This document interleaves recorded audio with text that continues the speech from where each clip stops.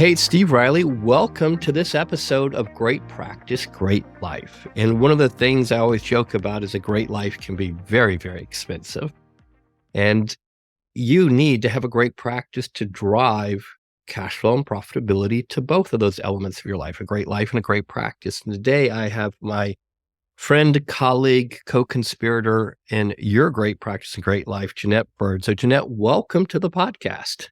Thank you, Steve. Thanks for having me today. It's great to have you here. I've been trying to get your attention and getting you on this podcast, I don't know, for about a year, but between your schedule and the demands on you professionally, it's hard to get on your calendar. So here we are today trying to see what we can do to have you teach lawyers 5 ways to improve their bottom line.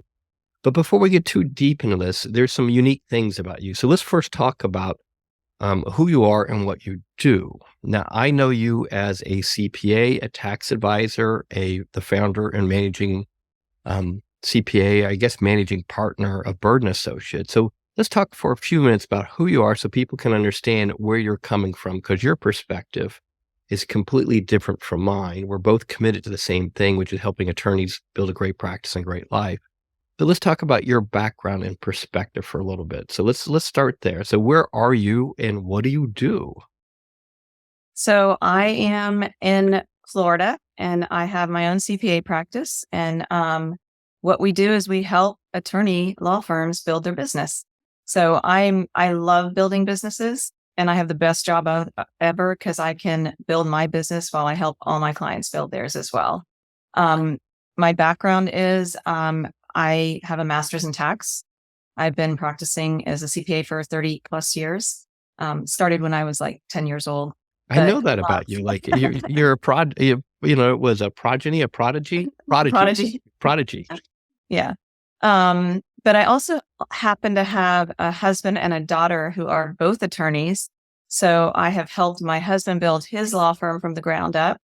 My daughter works for a very large law firm, and I'm constantly just like kind of picking her brain to ask her questions about how they do things to see if there's information I can glean from them to help my clients.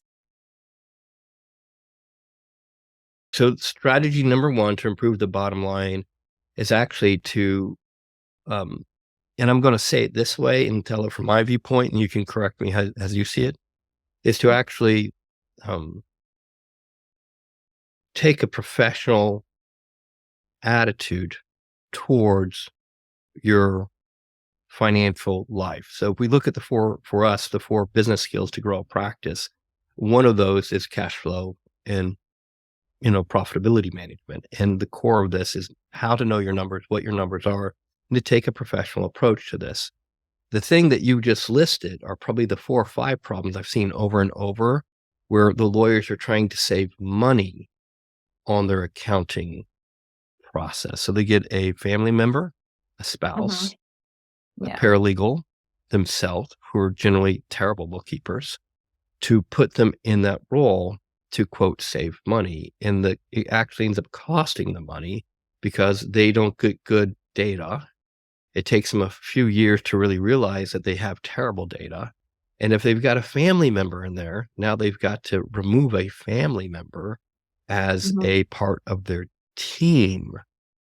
One of the large law firms I'd worked with for years had his mother, and huge firm, grew the firm, but they kind of hit their ceiling of mom's skills to manage the books. So this is an important investment. Like if you really are trying to grow, understanding how your financial element of your practice, how that works, is an investment to get accurate data, good data, and growth data. In my experience is kind of what you said, if they don't have that investment in that, and they're trying to keep that skinny and thin and not spend a lot of money, it actually costs them more money when it comes to making good decisions and good data long term. That's one of the biggest things I keep seeing over and over and over. I don't know how many times I've worked with a lawyer who comes in and says, well, my spouse is my bookkeeper. And I know right then and there, I got a problem, right? You're shaking your head, yes, right? Why is that a problem for you? And they'll tell you why it's a problem for me. So, I mean, usually they're just not trained in the business and they're doing other things and they're doing it on the side. And they just don't know, they don't know how to do the accounting. So, the trust accounts are off, that, they might not be getting billings out. All the things that we're going to talk about are not accurate. Yep. I don't have someone trained to do it. I mean, a lot of times I liken it like, I'm not going to go out and write my own estate plan because I don't know. I mean, I'm smart, but I don't know what I'm doing when it comes to estate planning. And I wouldn't even try to write my own estate plan. So I think it just means, you just have to think about hiring the right professionals to do the right things in your business. And if you have a paralegal doing it, I mean, that's a billable person. You're going to make more money by billing that person out. And if you're doing it at your rate as an attorney, that's even worse. Which leads us to number 2.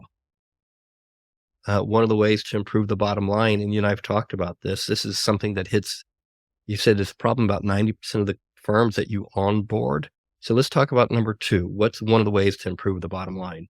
So a big issue that I see is just improper trust funds management.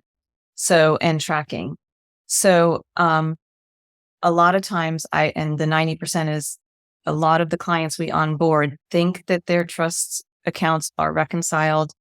And a lot of times they're reconciled to the bank, but they don't have the 3-way rec part, which is the list of client funds that you're holding by client. And they think they have it, but they're relying on someone and they're like, oh yes, I've been paying them for 3 years to reconcile my trust accounts. And then we come in and we say, okay, well, send us the most recent 3-way reconciliation.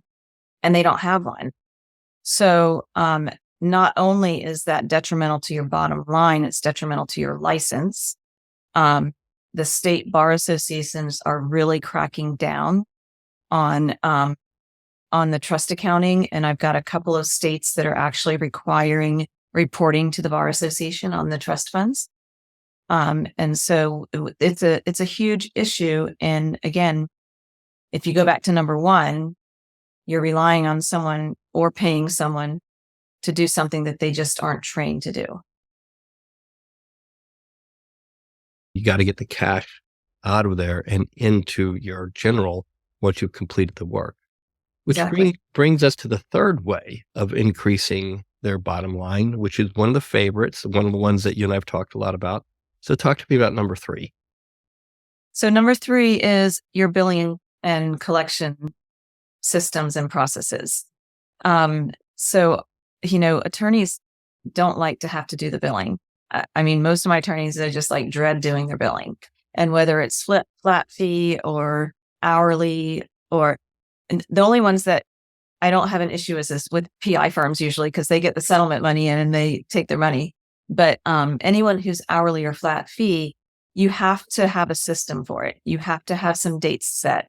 If it's hourly, you have to have a date that everyone gets their time in by a certain date so that pre-bills can be pulled by a certain date so that invoices can go out by a certain date, and it needs to be early in the month. Any delay in billing causes issues with collections. And so if a client doesn't get a bill for a month and then all of a sudden you get 2 or 3 months worth of a bill and it's a lot bigger, it's much harder for them to pay it. So bill frequently.